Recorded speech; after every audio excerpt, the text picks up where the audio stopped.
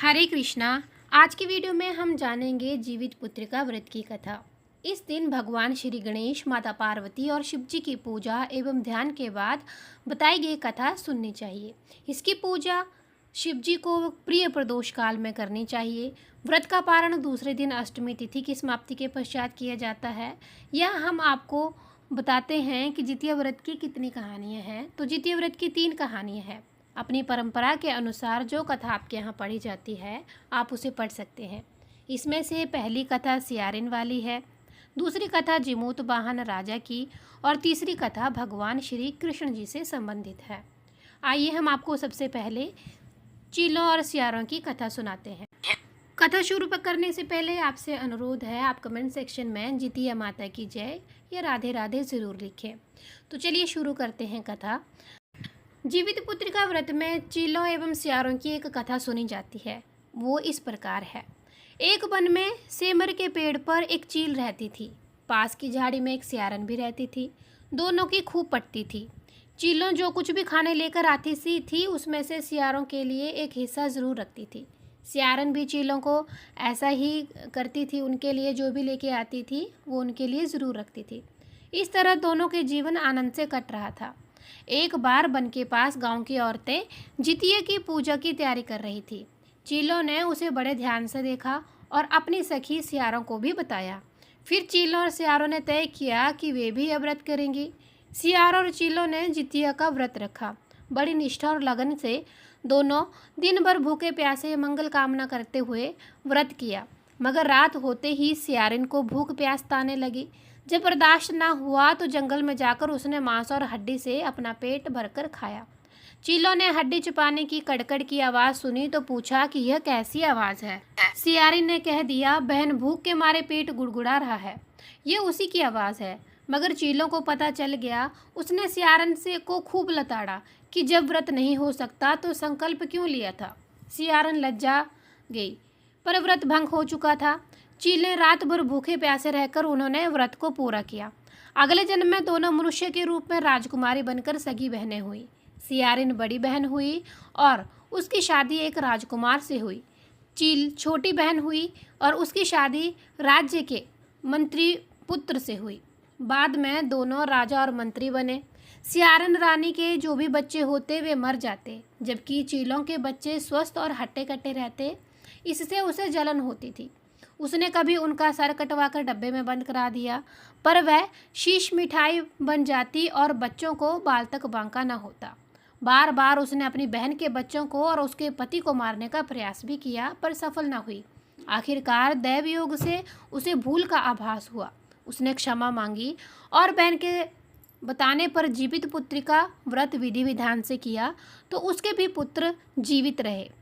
और ये थी एक कथा। जीवित पुत्रिका की दूसरी व्रत कथा।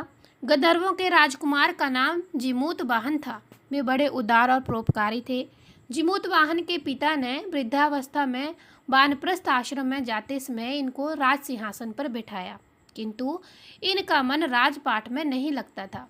वह राज्य का भार अपने भाइयों पर छोड़कर स्वयं वन में पिता की सेवा करने चले गए। वन में ही जिमूत वाहन को मलयवती नामक राजकन्या से भेंट हुई और दोनों में प्रेम हो गया। जब वन में भ्रमण करते हुए जिमूत वाहन काफी आगे चले गए तब उन्हें एक वृद्धा विलाप करते हुए दिखी। पूछने पर वृद्धा ने रोते हुए बताया, मैं नागवंश की स्त्री हूँ, मुझे एक ही पुत्र है। पक्षीराज गरुड़ के कोप से मुक्ति दिलाने के लिए नागों ने यह व्यवस्था की है कि वे गरुड़ को प्रतिदिन भक्षण हेतु एक युवा नाग सौंपते हैं। आज मेरे पुत्र शंखचूड़ की बलि का दिन है। आज मेरे पुत्र का जीवन पर बहुत ज़्यादा संकट है और थोड़ी देर बाद ही मैं पुत्र विहीन हो जाऊंगी। एक स्त्री के लिए इससे बड़ा दुख क्या होगा कि उसके जीते जी उसका पुत्र जीवित ना रहे। जिमूत वाहन को यह सुनकर बड़ा दुख हुआ। उन्होंने उस वृद्धा को आश्वासन देते हुए कहा, डरो मत, मैं तुम्हारे पुत्र के प्राणों की रक्षा करूंगा। आज उसके स्थान पर मैं स्वयं अपने आप को उसके लाल कपड़े में ढंककर वध्यशिला पर लेटूंगा ताकि गरुड़ मुझे खा जाए और तुम्हारा पुत्र बच जाए।